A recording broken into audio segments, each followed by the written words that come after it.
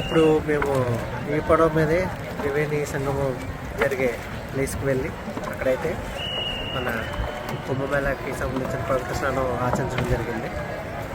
ఈ 144 సంవత్సరాలకు వచ్చి కుంభమేళాని నాకు చేసుకోవడం చాలా లక్కీగా భావిస్తున్నాను. వీళ్ళు కూడా వచ్చి స్నానాన్ని ఆచరించారు.